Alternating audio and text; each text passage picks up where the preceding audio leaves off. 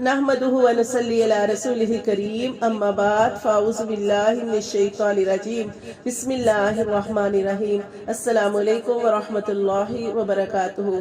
میں امید کرتی ہوں کہ آپ سب خیر و عافیت سے ہوں گے۔ اللہ تعالیٰ آپ سب کو سلامت رکھے اور نیکیوں میں آگے بڑھنے کی توفیق عطا فرمائے، آمین ثم آمین۔ پیاری بہنوں، جیسے کہ الحمدللہ اللہ کا شکر ہے کہ اللہ تعالیٰ نے ہم سب کو رمضان المبارک کے روزے رکھنے کی توفیق عطا فرمائی۔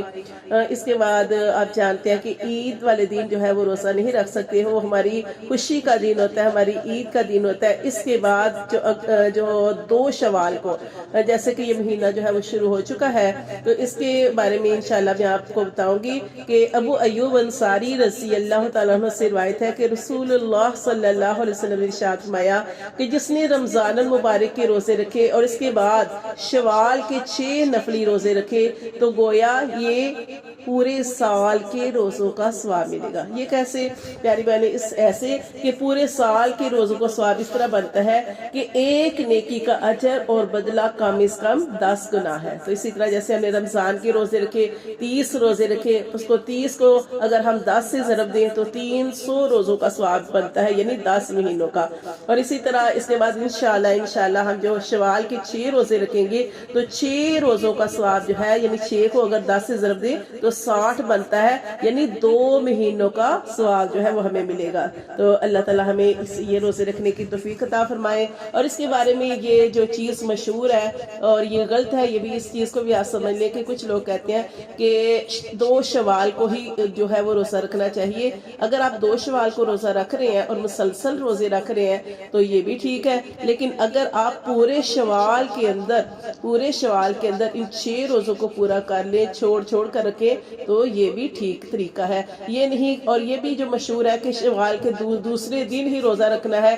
اور پھر آگے روزے رکھ سکتے ہیں، تو یہ ایک غلط نظریہ ہے، یہ ایسا بالکل نہیں ہے۔ تو یہ روزے کیسے رکھنے ہیں کہ اگر آپ اکٹھے رکھ رہے ہیں تو وہ بھی ٹھیک ہے، لیکن یہ روزے رکھنے کے بعد عید نہیں ہوتی۔ عید وہی ہے جو ہم نے عید الفطر کو منا لی ہے، ٹھیک ہے۔ 6 روزے رکھنے کے بعد عید نہیں ہوتی، کیونکہ یہ کیا ہوتا ہے کہ جب ہم نے رمضان کے روزے رکھے، اس کے بعد شوال کے روزے رکھے، تو اس کا ثواب ہمیں ملے گا 360 دن کے برابر، گویا ہم نے تمام سال کے روزے رکھے۔ اللہ تعالی ہم سب کو یہ روزے رکھنے کی توفیق عطا فرمائے، اللہ تعالی ہمیں قبول فرمائے اور اللہ تبارک و تعالی ہمیں عمل کی توفیق عطا فرمائے۔ اور پیاری بہنیں، اس کے ساتھ ہی یہ بھی آپ کو بتانا ہے کہ دیکھیں یہ شوال کے روزے جو ہے یہ آپ نے رکھنے ہیں اس پورے مہینے کے اندر۔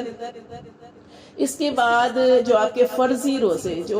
فرضی روزے چھوٹ گئے ہیں کسی وجہ سے، ٹھیک ہے، حیض و نفاس کی وجہ سے،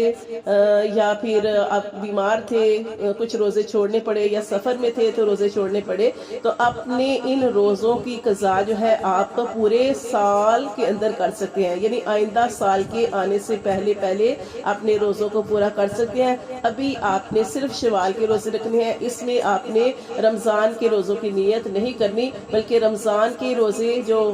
قضا رکھنے ہیں تو وہ اس کے لیے پورا سال آپ کے پاس باقی ہے۔ تو ٹھیک ہے، ابھی آپ نے صرف شوال کے روزے رکھنے ہیں۔ اللہ تعالیٰ ہمیں ہمت عطا فرمائے، صحت عطا فرمائے، اللہ تعالیٰ ہم سے قبول اور منظور فرمائے، اور اللہ تعالیٰ اس کے صدقے یا رب کریم ہماری تمام پریشانیوں کو، مشکلوں کو جو ہے وہ دور فرما دے اور ہمارے کاموں میں آسانیاں پیدا فرمائے، کیونکہ یہ سنت روزے ہیں، نبی پاک صلی اللہ علیہ وسلم بھی ان روزوں کو رکھتے تھے، تو اللہ تعالیٰ اس سنت کا بھی ہمیں اجر و ثواب عطا فرمائے، انشاءاللہ، آمین ثم آمین۔